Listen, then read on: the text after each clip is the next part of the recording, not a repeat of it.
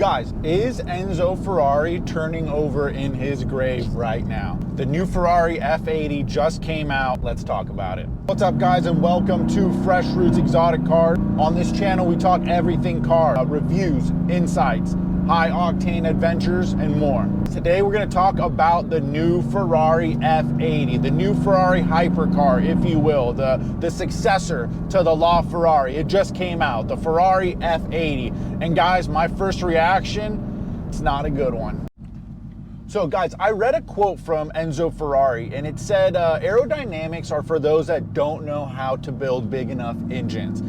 So I believe that he's probably turning over in his grave right now, considering that the new Ferrari F80, the successor to the LaFerrari, the V12 that we all love, is a V6. Yeah, I mean, I don't know what to say, guys. I mean, I think that we have unfortunately reached the top, we've reached the pinnacle of combustion engine cars. I think that era is gone. Although companies like Pagani have still said that we're not getting rid of the V12. And, you know, mentioning that about Pagani, it's interesting that they don't really get into the speed records or anything like that. They're all about beauty, which is going to kind of lead me into my point of this video. Is it seems that a lot of these car companies, you know, McLaren, Mercedes, and Ferrari, and we haven't seen the Porsche successor yet, the 918 Spider successor. We haven't seen it yet.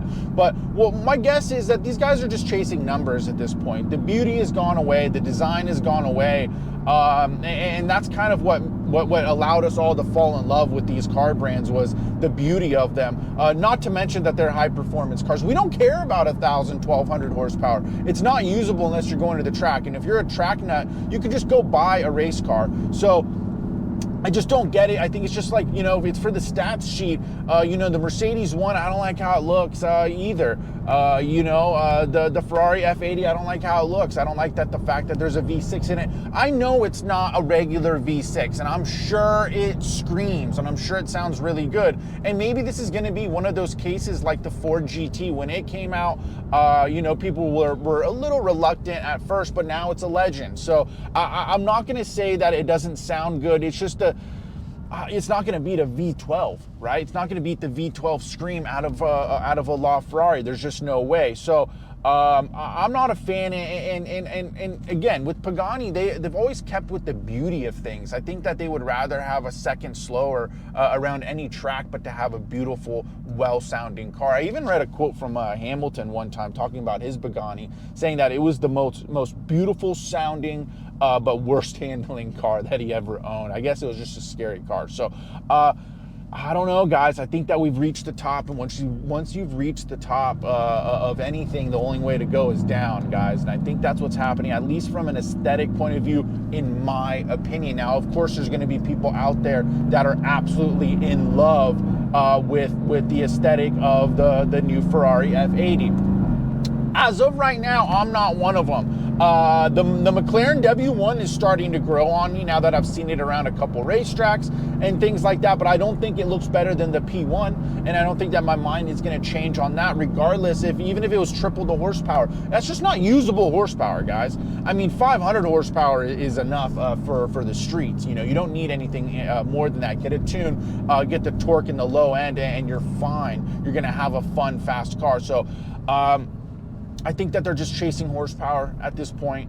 I just don't know. I think that we've reached the top, unfortunately. You know, guys, I was over at Dodge the other day, and Dodge, it's not like anybody is banging down the doors trying to get their hands on one of the EVs that are coming out, one of the new you know, Charger and Challenger replacements, which are EVs. They're actually going in there looking for the Hellcats, the Scats, the Demons, you know, the big engines, what these companies are known for, what people fell in love with these companies. But then again, guys, maybe they're just banking on the future. Maybe this future generation, these Tesla guys and, you know, girls and gals and are getting into that kind of thing, and are getting away from these high displacement engines. I mean, I don't know.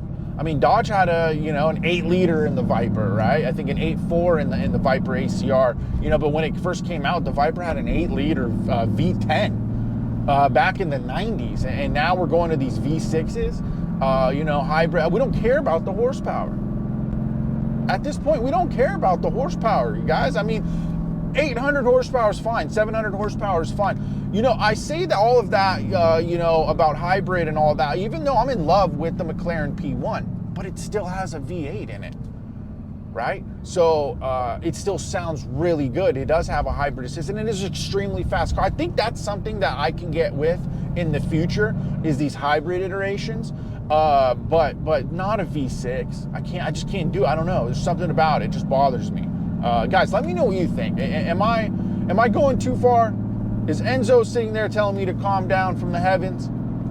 Let me know what you guys think, guys. So this has been another episode from Fresh Roots Exotic Cars, guys. Be sure to subscribe if you're into these kind of things. We're talking about cars, guys, exotic cars, reviews, insights, and more.